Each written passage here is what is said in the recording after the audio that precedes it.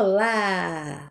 Bom dia, boa tarde, boa noite. Seja bem-vinda, seja bem-vindo ao canal Onda Espírita. Bom, muito bom num período do dia, da noite, da madrugada estar junto com vocês. Agradeço os comentários, agradeço o carinho de vocês. Muito obrigada. Mas antes de mais nada, vamos assim agradecer a Deus, a Jesus, nosso mestre maior, a Francisco de Assis, aos mentores do canal Onda Espírita, em especial o meu mentor em particular, por nós estarmos juntos nesse encontro de conhecimento. Que Jesus esteja conosco agora e sempre. Que assim seja. Ah, que bom! Venha conhecer o canal. Música, entrevistas, Evangelho no Lar, dicas para comportamento sobre entrevistas de trabalho, tem muita coisa, uma variedade. Ah, Cleito, estou vendo o seu... Eu recebi agora o vídeo, gostei, quero ver os anteriores. Canal Onda Espírita, playlist, chega lá. Tudo que nós recebemos de bônus, a gente reverte. Cestas básicas em roupas para quem necessita, ok? Vamos lá? Terminamos o capítulo anterior, vamos para o 12, que é confronto de forças. Tivemos as técnicas, como se faz a organização espiritual, e agora como que desenrola, vamos dizer assim, na parte espiritual, o tratamento de obsessão, principalmente direcionado a todos que estão ali, inclusive o caso de Carlos, que é o que o Dr. Bezerra está acompanhando particularmente. Então, nosso querido Filomeno, com todas as suas observações, diz que as operações de socorro, elas continuavam com algumas variações, mas dentro da mesma técnica que nós já conversamos nos vídeos anteriores, né?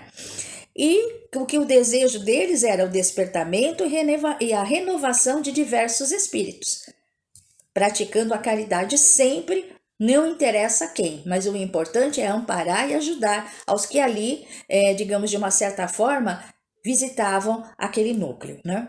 Então ele diz que nesse intervalo, o senhor Felinto, lembra que nós falamos em vídeos anteriores, né? Ele explicou algumas coisas para o nosso querido Filomeno. E antes de nós continuarmos, eu quero dar um alôzinho para vocês, que eu vou fazer uma leitura nesse capítulo, porque ele é muito complexo, então são pessoas especializadas no trabalho, e para eu fazer um resumo, eu fiquei um pouco preocupada em poder estar assim, não desenvolvendo tudo a vocês, não passando as informações, então a leitura vai ficar mais completo para o entendimento, não é? Então, o senhor Felinto, aproveitando aquele intervalo, disse o seguinte para o nosso querido Filomeno, ali ansioso, né? Com os questionamentos.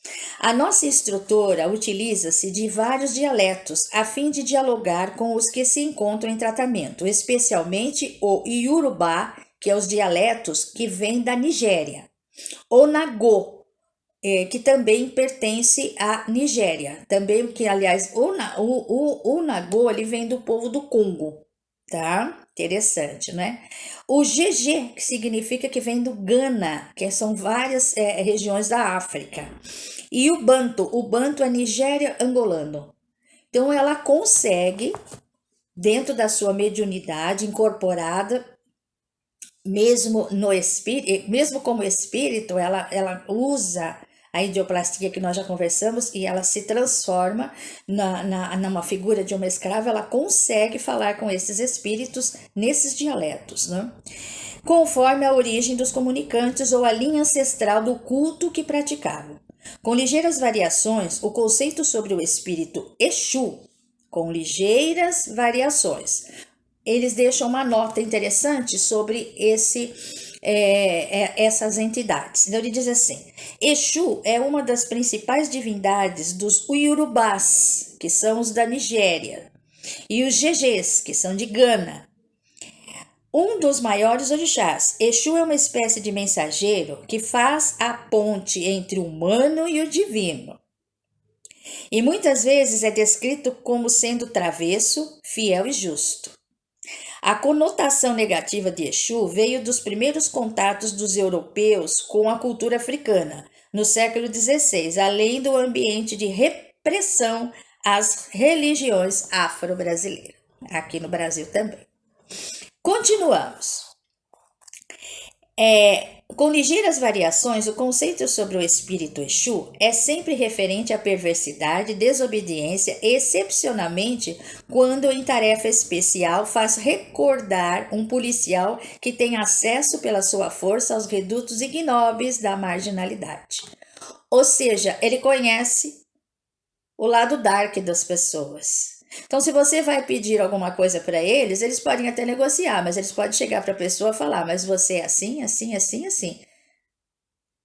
Sem dar voltas, direto, reto e objetivo. Então, ele conhece. Então, nem sempre que você quer isso, é isso que você quer. A consequência pode ser isso, isso, isso, isso. São objetivos, né? Assim como nós temos aqui negociantes para o mal, que a gente sabe a consequência, que muitas vezes é um caminho sem volta, eles também são muito sinceros. E eles conhecem esse lado, né?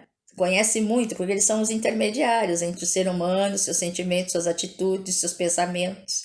Interessante isso, né? E aí ele já coloca, já os orixás são representantes do bem, da santidade, pois que literalmente a palavra significa senhor da cabeça. Ori, cabeça, chá, chefe. Interessante, né? Ou senhor.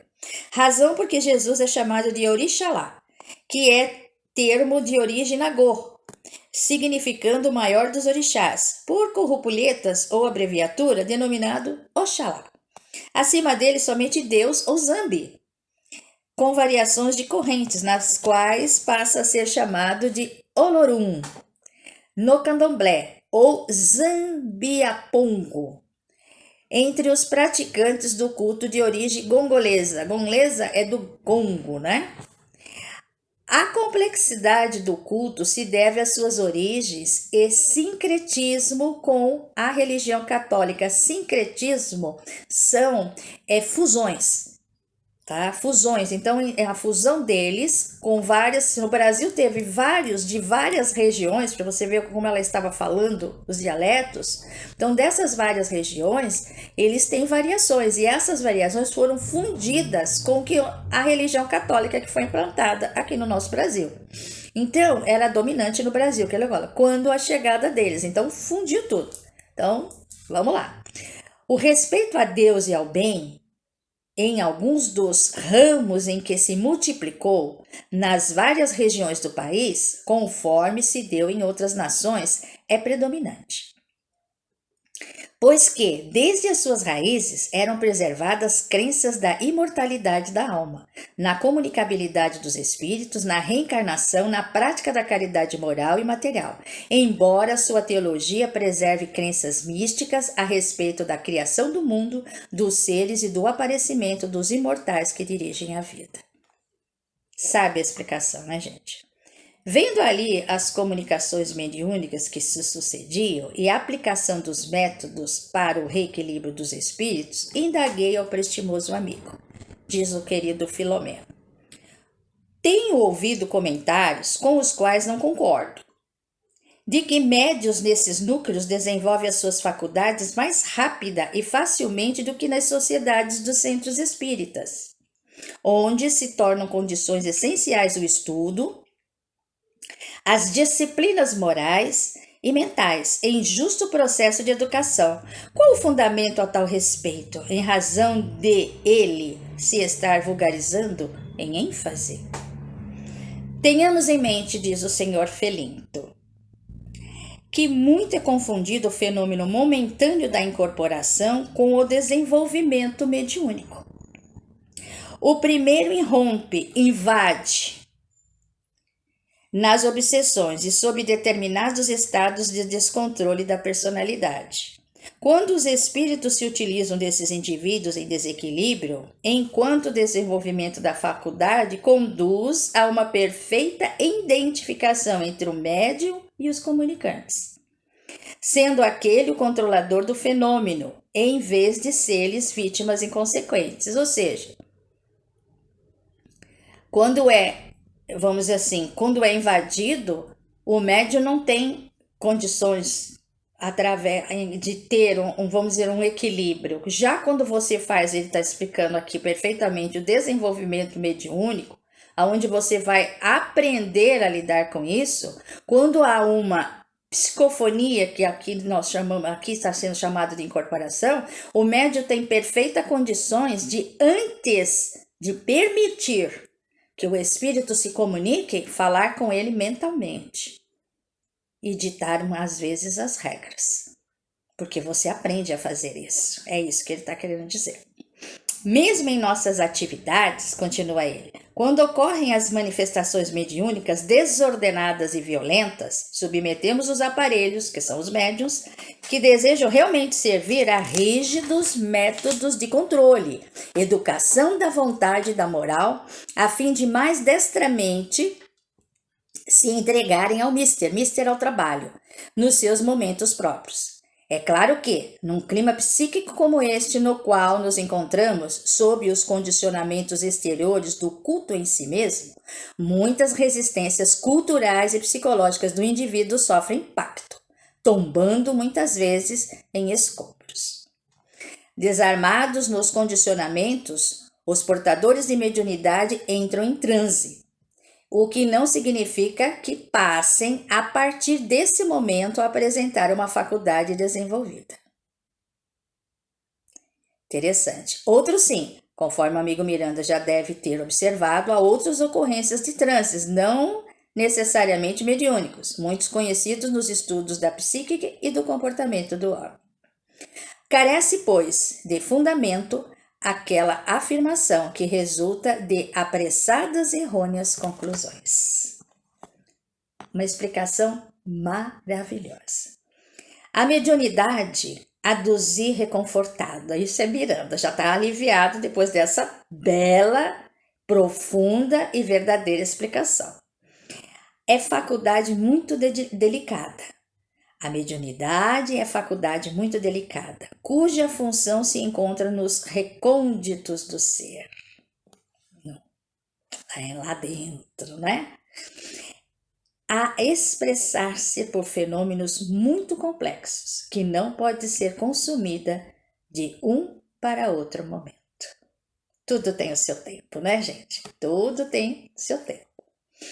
Chegávamos a um dos momentos clímax para nós em relação ao tratamento de Carlos.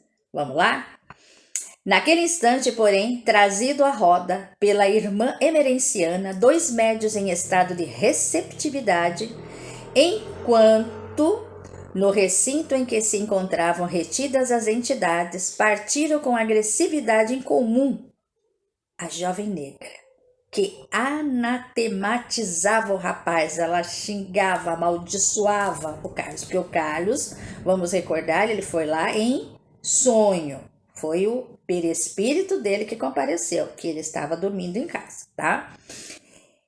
E um ser Exu, de imediato incorporando-se nos sensitivos que os aguardavam já em meio transe. A benfeitora segurava a cabeça de cada médium com uma das mãos, aguardando o que ia suceder. Ambos em verdadeiro paroxismo, gente. Paroxismo que significa convulsão, né? Estavam ali se chacoalhando e tal. Dominaram as faculdades mediúnicas num transe de alta agitação e intentaram libertar a cabeça da mão que se lhes chumbava poderosamente. Com ímpar destreza, a dirigente acompanhava-lhes os movimentos enquanto as feições dos médios se alteravam, completando a transfiguração horrenda. Gente, em dialeto banto, que nós falamos anteriormente, gritou estentórica e cruel a mulher. Estentórica significa em voz forte, com força, né? A mulher que estava ali se manifestando através, o espírito se manifestando através da médium. Eu sou uma bombogira, ou seja, que nós aqui no Brasil chamamos de pombagira, que o desventurado infelicitou. Venho atrás dos seus passos há mais de uma centena de anos, e agora que o encontrei não haverá misericórdia nem compaixão para com ele. Estacionando no mal que me fez, sou a representação feminina do mesmo mal que cobra gota a gota o suor do sofrimento experimentado. Nenhum poder me deterá. Eu sou invencível e movimento as forças do ódio que me nutre. Forte, não, gente? Fortíssimo. A face da médium refletia com perfeição o fenômeno de transformador, com aspecto da tradição demoníaca, faltando-lhe naturalmente alguns detalhes que o comunicante se permitiu o luxo de manter em espírito. A cena, se não fosse pelo trágico de que se revestia, parecia burlesca e repelente. Quando fez uma pausa, o outro exclamou, não com menor estardalhaço, com o mesmo dialeto, outro espírito. Ele é meu e ninguém vai roubar de mim. Quem se atreve? Eu sou o diabo. Quando enunciou a última frase, carregada de força magnética, vimos que assumiu a característica pelas quais o diabo se fez conhecido pelos homens, em razão da mitologia religiosa ancestral. As duas entidades enfrentavam-se num círculo de forças mentais. Olha a força do pensamento, gente. Mentais, em descontrole. A irmã emerenciana retirou as mãos de sobre os médios e acompanhamos um espetáculo deprimente, evocativo das pugnas terrestres. Olha só, gente. Apesar de retidos na roda humana, que se movimentavam ao som da música e dos cantos, afastaram-se de irregular distância, destentaram as mãos dos médios em verdadeiro confronto de poder, que nos chocou pelo inusitado, pela violência. Recitando palavras cabalísticas, o dito Exu atirava dardos de tom vermelho forte, que a outra rechachava, ou seja, ela rebatia com as mãos espalmadas, como se fosse um escudo metálico. Por sua vez, ela irradiava na mente uma energia escura e pegajosa, que o outro diluía com um tipo de fluido que usava. Olha a força ali dos dois, por isso que chama-se, é justamente o título desse capítulo. Eu me encontrava algo desconcertado quando o Felinto me acudiu esclarecendo. Você imagine, pense comigo, gente, o nosso querido Filomeno vendo tudo isso acontecendo, deu uma desorientada nele, o Felinto foi lá para poder ajudá-lo. Então o Felinto esclareceu ele desse seguinte, ele falou assim, ele usou até a palavra, ele me acudiu, tamanha perplexidade, do nosso querido Filomeno. Assim agem os que consideram fortes na sua terrível fraqueza. A barreira entre o mundo dos homens e o nosso é muito tênue. Para esses litigantes sejam as pessoas que gostam de agir de má fé, quase não existe, pois que eles são mais físicos, imantados pelas vibrações materiais que manipulam com habilidade, do que espirituais, como seria de esperar-se. Esteja tranquilo, ou seja, porque o que eles conseguem manipular é os nossos pensamentos. Existe muito mais pensamento direcionado ao mal do que para o bem. É isso que ele quis dizer, tá? Esteja tranquilo, tudo está sob perfeito controle, pois não cai uma folha da árvore que não seja pela vontade do Pai. Que maravilha, né, gente? A pugna se prolongou por quase 10 minutos, durante os quais ambos os combatentes se exauriram. Por sua vez, os médiuns que se desgastavam igualmente eram sustentados pela concentração das pessoas do círculo, fixadas mentalmente no ritual, que lhes servia de apoio psíquico-emocional, como uma corrente de pensamentos positivos faz com que o ambiente não caia a sua vibração e ampare e ajude os que estão ali em tratamento, principalmente não só lá, nos centros espíritas também, né? Como lá também é uma casa espírita, com algumas variações. Inesperadamente, a entidade feminina deu um grito estridente e desmaiou, sendo a médium segura por 2 cooperadores da casa, apostos, certamente afeitos a estas operações espirituais, treinados para, né? Estando a dormir e exteriorizando tremores das convulsões que se assaltavam, a infeliz obsessora foi conduzida a um outro recinto onde eram recolhidos os recém-atendidos, e a sensitiva foi retirada do círculo, igualmente levada à parte posterior da sala para fazimento. Interessante, são dois cuidados, para médium e para o espírito que ali se utilizou da médium para a sua manifestação. Todos são tratados, não importa. Que maravilha, né, gente? Que lição de caridade. O vitorioso externava o júbilo entre gargalhada e exibicionismo, olha só. Sem a menor preocupação, a diretora espiritual aplicou-lhe o tratamento já referido com outro da mesma categoria e vimos-lo retorcer-se e deblatear. Deblatear significa debater, ele não queria aquilo, mas foi tudo isso inutilmente.